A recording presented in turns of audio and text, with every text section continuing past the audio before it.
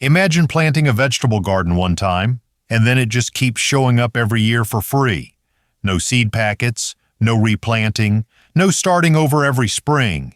Sounds like a lazy gardener's dream, right? Here's the thing, it's real. And it happens when you grow self-seeding vegetables, plants that drop their own seeds and come back as volunteers next season.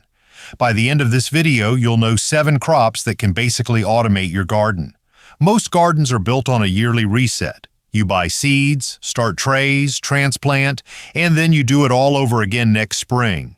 That costs money, takes time, and honestly, it's why a lot of people quit. Self-seeding crops remove that bottleneck.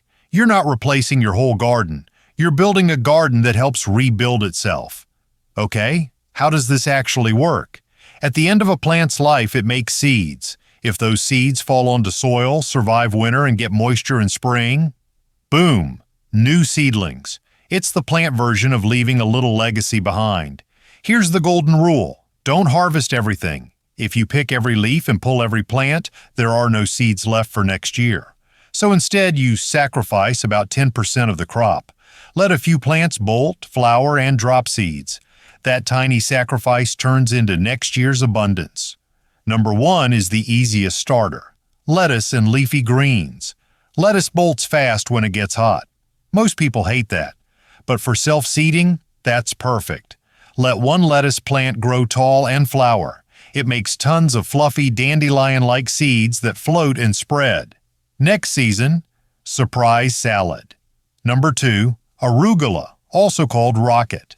This one is enthusiastic. It loves cool weather, grows fast, and if you let it seed, it often gives you a spring crop and a fall crop. Arugula flowers are small and pale, then they form seed pods. Leave a few pods to dry and it basically replants itself. Number 3, tomatoes, especially cherry tomatoes. Here's the lazy tomato method. If a few ripe tomatoes fall to the ground and rot, that's not failure. That's planting. The fruit protects the seeds and the composty mess helps them sprout later. One note, hybrids can be unpredictable next year. If you want reliable repeats, go for heirloom or open-pollinated varieties.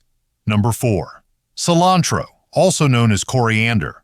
Cilantro hates heat. It bolts fast, gets tall, and turns into lacy flowers. Most people panic when that happens, but self-seeding gardeners celebrate because those flowers become seed. And bonus, the seeds are coriander spice. Harvest half for cooking and leave half to replant itself. Number 5, dill. Dill is a wanderer. It rarely stays where you first planted it. It drops seeds and next year you'll find dill popping up in totally random spots. Even cracks or edges of paths. And dill flowers attract beneficial insects, like ladybugs and tiny wasps that help control pests. So dill doesn't just replant itself, it helps protect your garden. Number 6, squash and pumpkins. You've probably heard of compost pumpkins. That's when you toss pumpkin guts or old squash into a compost pile, and next season a massive vine appears like magic.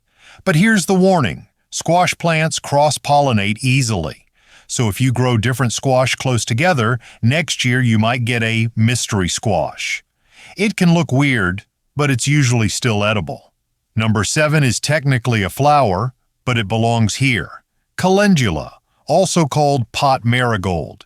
It's edible, useful, and ridiculously easy to self-seed. The seeds look like little curved worms. They drop, they wait, and they pop up again. Calendula also attracts pollinators, which helps your other vegetables produce more. Once you have calendula, you usually have it forever. All right, self-seeding is amazing, but it can get messy, because nature doesn't plant neatly in rows. So your job becomes simple. Manage the volunteers. You're not fighting the garden, you're editing it.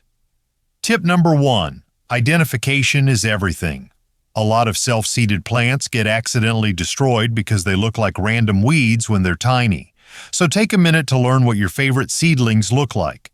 Once you recognize them, you'll start spotting free food everywhere. Tip number 2, thin aggressively. Self-seeders often sprout in clusters, 10 seedlings in 1 inch of soil. If you leave them all, they compete and everything stays tiny. So keep the strongest seedlings and remove the rest. It feels brutal for 5 seconds. And then you get bigger harvests. Tip number 3. Move volunteers to better spots. If a tomato pops up in a path, don't panic. Dig it gently, keep the roots moist, and transplant it where you actually want it. Think of volunteers as free seedlings that nature started for you. So here's the big takeaway. Gardening doesn't have to be expensive or exhausting. If you let a small portion of your plants go to seed, you can build a garden that helps rebuild itself every year. Quick recap.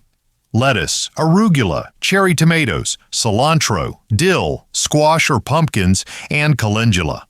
Now I want to hear from you.